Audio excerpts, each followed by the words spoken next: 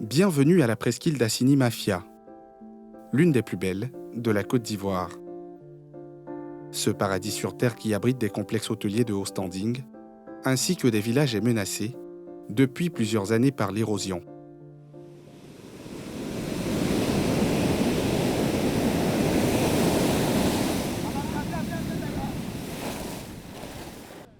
Nous sommes à Babia Néa, petit village de pêcheurs, situé à 13 km d'Assini Mafia.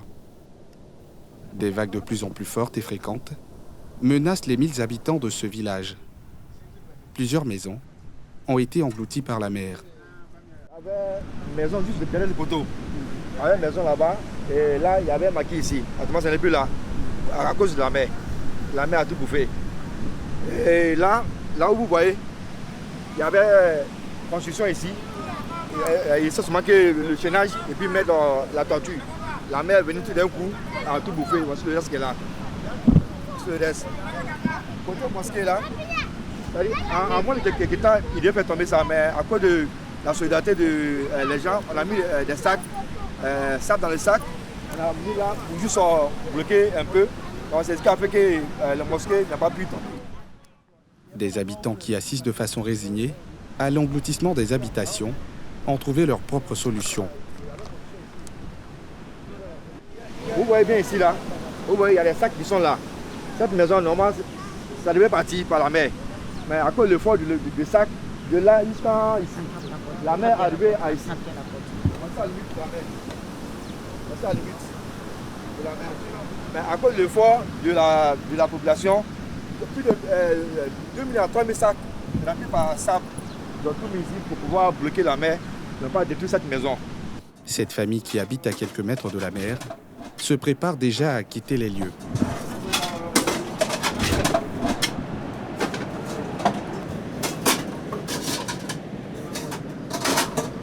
Il y a 2 ans, la mer a traversé sa maison, emportant tout sur son passage.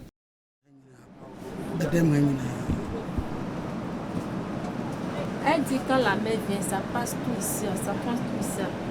On ne gagne même pas qu'un point pour dormir. Elle dit la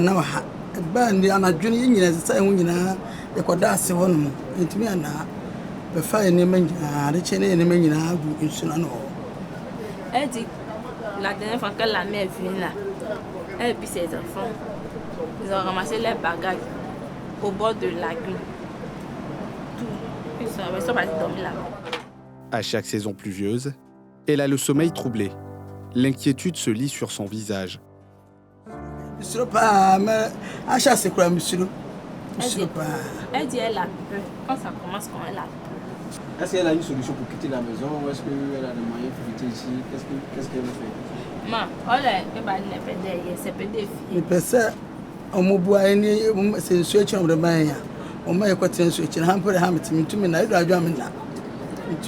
dit qu'elle demande pardon à l'État que vous nous aider pour aller derrière l'eau, pour aller chercher un coin pour habiter là.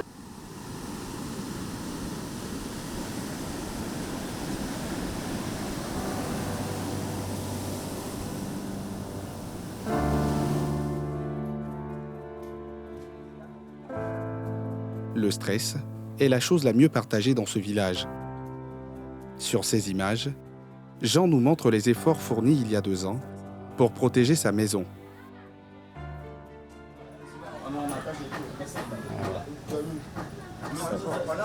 Tout c'est chez moi. Ça, chez moi seulement, il peut dire au moins 300, 2000 sacs et 2500 sacs. 2500 sacs? Oui, chez moi seulement. On a payé beaucoup de sacs, on va à Abidjan avec camion, payer les sacs. Mais aujourd'hui, on ne voit plus rien. Oui, parce qu'on a fait, ça fait grand trou. On a fait grand trou, au moins 4 mètres pour fenêtre.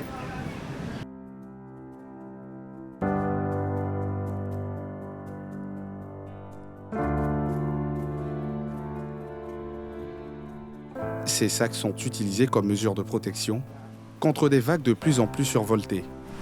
Là, on paie ça 2500. 2500. Maintenant, ça là. Ça qu'on paie ça 50 là. 150. 150. Maintenant, on peut remplir ça, ça va au moins 30 pour mettre dedans. On fait un gros trou, puis on les dépose. Maintenant, on remplit ça au moins 30 sacs, on les met dedans. On les aligne comme cela. Après, on va faire la cuisse là, c'est comme cela. Sinon, ça pas ici sur main. Quand la mer commence là, on a commencé là-bas, on l'a pris. Un peu. Lendemain, la nuit jusqu'à lendemain, et ramasse tout. Ça veut dire on est dessus.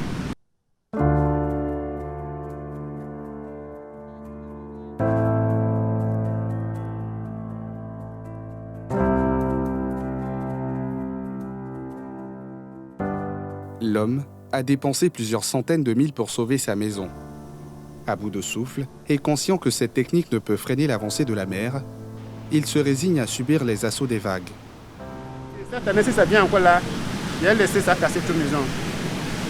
Parce que si tu fais pour remplir ça, soulever mon âge, pour soulever dans 25 sacs ou bien les 50 sacs, si j'ai fini, chaque année, si j'ai fini, il faut qu'il va à l'hôpital. Les yeux rivés sur les vagues surexcitées, Jean reste impuissant face à la menace de la mer. Babia Néa a perdu son combat contre l'érosion. L'urgence s'impose parce qu'il faut délocaliser les villages. Ça, c'est l'urgence. Si maintenant il y a d'autres alternatives à faire, mais le plus important pour nous, c'est la délocalisation des villages. Puisqu'on n'a plus de terre à cultiver, à construire. Donc, le mieux, c'est de trouver un site plus approprié pour les villages qui sont menacés par l'érosion côtière. Donc, nous avons perdu énormément. On ne peut même quantifier que plus de 200 mètres est parti déjà. Il ne reste qu'une petite portion de terre qui avoisine à peine l'hectare.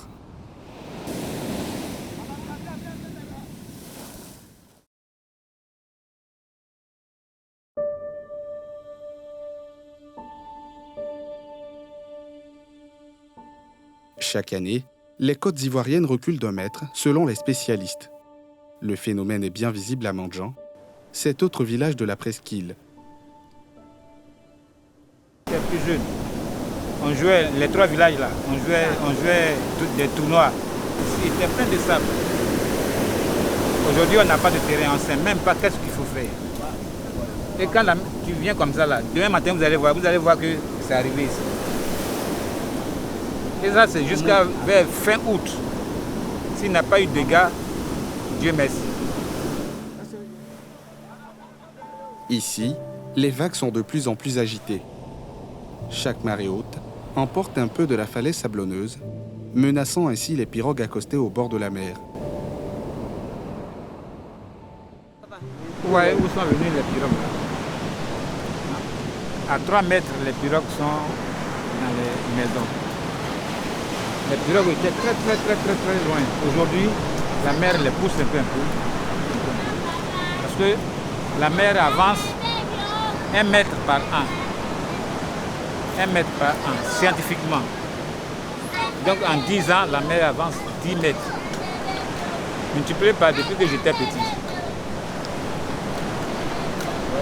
Donc on suppose que dans 100 ans, notre volonté est ici. Tout à fait. Voici pourquoi on commence maintenant à demander à l'État de voir notre cas. Vous avez peur, selon vous, vous avez peur, chef? Craignez? Tu dors en ville, si tu as des frères, des enfants ici, ton cœur bat.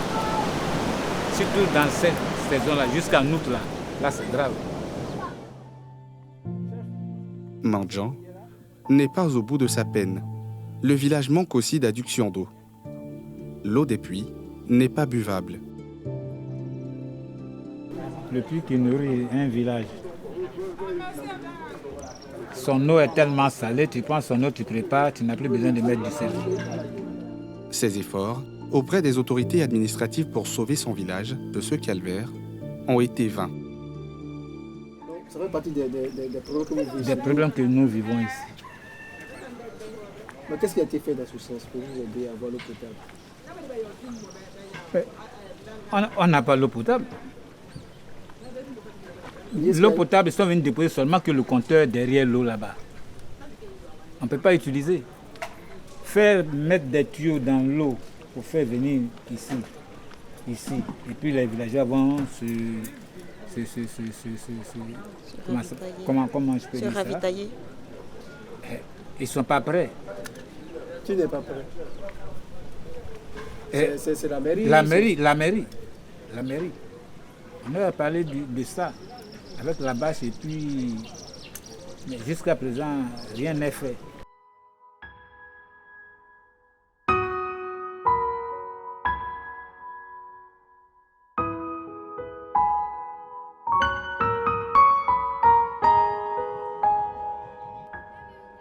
Une ONG a pris la question à bras-le-corps pour aider le village à sortir la tête de l'eau. Auprès des autorités compétentes, vous avez signifié le ministère de l'hydraulique, c'est ça? Vous avez signifié également le conseil régional et vous avez signifié la mairie. Donc le problème lié à la salinisation des eaux, là, c'est ce qu'on va régler. Et comme solution, on a vu qu'il fallait voir avec le ministère, le conseil régional ou la mairie la possibilité d'avoir une adduction d'eau à partir d'un château qui est de l'autre côté de la terre, n'est-ce pas? Donc, c'est ce problème principal-là que nous allons adresser avec vous, qu'on va introduire auprès de ces autorités-là. Ce matin, ses membres sont venus aider le village à rédiger un plaidoyer. Dans ce village, la question clé, c'est la question de l'érosion côtière. Et le fait qu'il y ait l'érosion côtière dans ce village a salinisé les eaux douces. Donc les eaux douces, l'eau qu'on va utiliser pour la boisson, pour se laver, l'eau là devient de plus en plus salée. Donc nous sommes là, ici dans ce village, avec le RIOF, qui est une de nos organisations partenaires directes avec lesquelles nous travaillons. Nous sommes là avec le RIOF pour aider la communauté à rédiger une note de plaidoyer et à introduire cette note de plaidoyer auprès des autorités compétentes qui sont susceptibles de trouver une solution définitive à ce problème-là. En une trentaine d'années, le village de Mandjan a perdu un tiers de ses terres. La distance entre la mer et la lagune atteint à peine 150 mètres.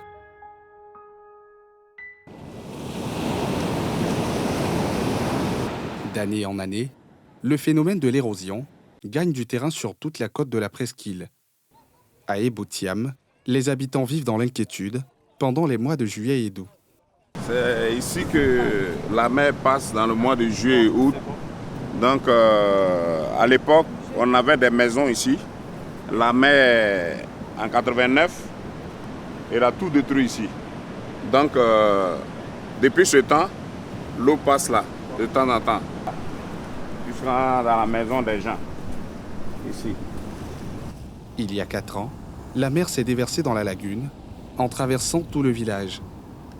Sur son passage, elle a tout emporté, laissant le village dans le désarroi.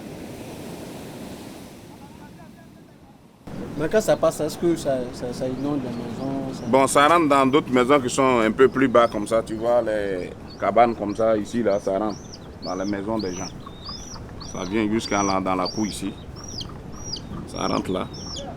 Donc, voilà. Depuis ce temps, bon, il y a 3 ans de cela que ça baissait un peu. Donc, ça fait qu'on peut vivre un peu en paix, on dort un peu en paix. Mais comme nous sommes encore dans la période de jouer, donc vraiment, on a encore des inquiétudes.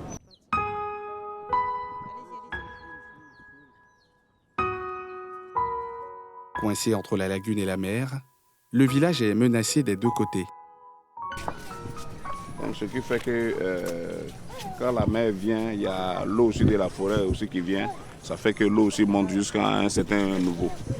Donc voilà. Donc souvent c'est la lagune. Oui, souvent c'est la lagune monte jusqu'à ce niveau. Oui, à cette maison-là, elle monte là jusqu'à là. Ici, pas d'infrastructure sanitaire ni d'établissement scolaire pour les habitants. Ebotiam ne dispose plus de terres exploitables. Mais ici, il n'y a pas de centre de santé. Comment vous faites? Quand on est malade, on va à Sondé ou bien au Neuf, à Mabiaha. Ils ont fait un centre de santé tout récemment. C'est là-bas on va se soigner, ou à Sondé, hôpital Fakori. C'est là-bas on va se soigner. Et vos enfants vont où à l'école? Nos enfants vont à l'école à Sondé ou bien au Neuf. À Sondé, ils vont par une pinasse en moteur qui les transporte tous les matins et tous les soirs. Les espaces détruits par la mer sont réutilisés pour de nouvelles constructions. Ici, c'est l'ancienne habitation de l'un des nôtres, que la mer a détruit il y a de cela 5 ans. Et étant donné le recul, puisque nous n'avons pas assez d'espace, on était obligé de reprendre l'activité. Mais c'est des fautes de moyens qui ont fait que le travail a été arrêté. Il y aura une habitation pour Oui, il y aura une habitation. Malgré... oui, mais puisque nous n'avons nulle part où aller. La mer a tout arraché à ces villages qui ne savent plus à quel saint se vouer.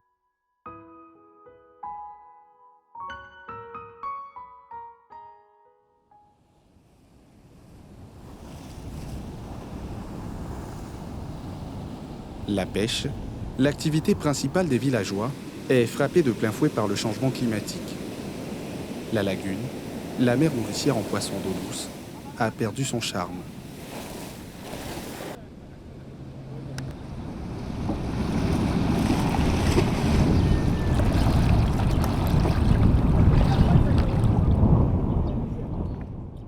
Ces nombreux coups de filet n'ont rien donné en 3 heures passées sur l'eau.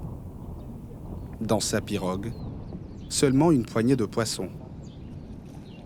Offusqué, le chef pêcheur pointe du doigt le changement climatique et le phénomène d'orpaillage. Oui. Bon, la pêche, dans la période, présentement, la pêche, c'est comme ça, ce n'est pas facile parce que, bon, actuellement, il n'y a presque plus de poissons. Et cela est dû à plusieurs facteurs, comme par exemple l'érosion marine côtière, qui fait qu'il n'y a plus de fond. Et puis surtout, observer la couleur de l'eau. La couleur de l'eau qui est devenue rouge, c'est dû à l'orpaillage qui pollue l'eau depuis la lagune jusqu'au niveau de la mer. Comme présentement, c'est la marée, c'est la saison des pluies. Toute l'eau de la lagune s'évacue vers ici, donc ça fait que la pêche devient très difficile. La pêche, qui autrefois nourrissait ses parents, n'est plus une activité lucrative. Les eaux se sont appauvries au fil des ans. C'est le calvaire que vous vivez ici? Oui, actuellement, présentement, ce qui fait que le pêcheur même à Assini ici, en tout cas, c'est difficile. Bon, puisque on n'a pas d'autre chose à faire, c'est pourquoi on s'entête à le faire. Sinon, présentement, le pêcheur ne mange pas à sa faim comme avant, au temps de nos parents, où ils ont construit avec les produits de la pêche et autres. Présentement, c'est tout un calvaire, mais bon, on fait avec, on se débrouille pour suivre du mieux qu'on peut. Même pour avoir 50 000 francs dans le mois, c'est difficile. Sur le long de la lagune, la mangrove qui protège les côtes de l'érosion et permet la reproduction des poissons est détruite au détriment des habitations. La lagune même se meurt presque. Tout devient, il y a un ensablement qui fait que les poissons qui sont adaptés ou en profondeur ne peuvent même plus entrer. Même au niveau de l'embouchure, c'est comme ça. Tout ce sable va se cumuler au niveau de l'embouchure, ça crée une fermeture. Et quand c'est comme ça augmente plus les vagues et ça fait que l'érosion devient plus forte encore. Le taux d'érosion devient plus fort. Plus loin, en plein milieu de la lagune, nous rencontrons un pêcheur de crabes. Le constat est aussi amer. Tu pêches quoi? Je pêche crabe. Crabe. Ça y est un peu? Attends voir. Est-ce que ce que tu Je viens de commencer. Je venais faire au moins de tout. Avant c'était bon, mais maintenant l'eau qui est venue rentrer là, ça fait que on gagne rien. L'érosion côtière s'accentue de jour en jour sur les côtes de la presqu'île d'Assini. En 1942, la ville a même été engloutie par la mer. Un 4 novembre 1942, il y a eu un raz-de-marée qui a ravagé le village, qui a englouti le village. On a eu la chance de ne pas avoir eu de mort. Il n'y a pas eu de mort d'homme, c'est la seule chance qu'on a eue. Mais en perte matérielle, tout était perdu pour les villageois. Les villageois se sont dispersés. Une partie a formé l'actuel village qu'on appelle Assini France, et l'autre partie s'est mise sur le flanc d'Assini Mafia.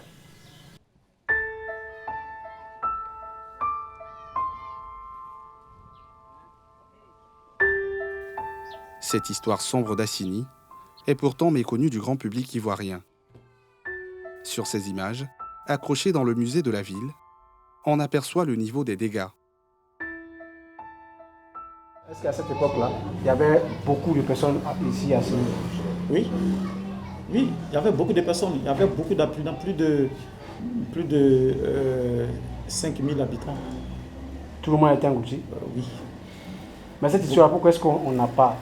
Beaucoup d'Ivoiriens n'ont pas cette histoire. Ah ouais, alors, mais cette histoire, pour obtenir cette histoire, il faut aller à la source. Et puis ça dépend aussi de nos cadres et aussi des écrivains. Parce qu'aujourd'hui, cette histoire de la destruction d'Assini n'est pas mentionnée dans les livres d'histoire. Cette catastrophe naturelle continue de hanter la population à chaque bruit de vague. Les uns après les autres, ces habitants piégés entre la mer et la lagune Abi doivent partir. Nous demandons à l'État de nous aider à avoir de l'espace de l'autre côté, dans la forêt classée, Nganangana, pour que nous puissions étendre, avoir une extension du village de l'autre côté, puisque il y a une surpopulation. La population a augmenté. Et nous, étant donné que nous n'avons pas assez d'espace, donc bon nombre d'entre nous sont obligés d'être en déplacement. Tant bien que pendant la fin d'année, on se retrouve même, vraiment, il n'y a pas assez d'espace. Des discussions seraient en cours entre l'État, les autorités administratives et les villages concernés en vue de leur relocalisation. Alors ici, nous sommes sur le site qui abrite le centre de santé du village de Babiana, l'école primaire et la cantine scolaire de l'école de Babiana. Alors, pourquoi je vous présente ce site? C'est parce que pour nous, la demande qu'on a faite à l'État pour qu'on puisse délocaliser ces populations-là, pour nous, l'idéal serait que le site qu'on va proposer en délocalisation soit autour de cette infrastructure, autour de l'école, autour du centre de santé, pour que, effectivement, comme le dit le président de la République, il faut que la population soit le plus proche possible des infrastructures de santé et des écoles. C'est une partie de la forêt classée Nganda-Nganda qui sera déclassée pour accueillir les villageois. Le site abrite déjà un centre de santé ainsi qu'une école primaire. Pour sauver les côtes ivoiriennes, le programme de gestion du littoral ouest-africain en abrégé WACA a été lancé par la Banque mondiale. C'est une filiale de la Banque mondiale et celle-là, elle fait les recherches de financement pour étudier les vulnérabilités de chaque partie de chaque pays et quel plan d'action on peut mettre en œuvre pour protéger, pour lutter contre l'érosion. Et le WACA nous a aidé justement à mettre tous les maires qui sont sur le littoral, à créer une association qu'on appelle Recolsi. Recolsi, c'est le réseau des communes du littoral.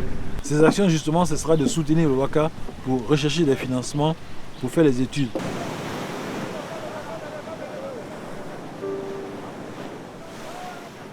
En attendant la mise en œuvre véritable de ces programmes, les populations des villages de la presqu'île d'Assini vivent dans l'inquiétude.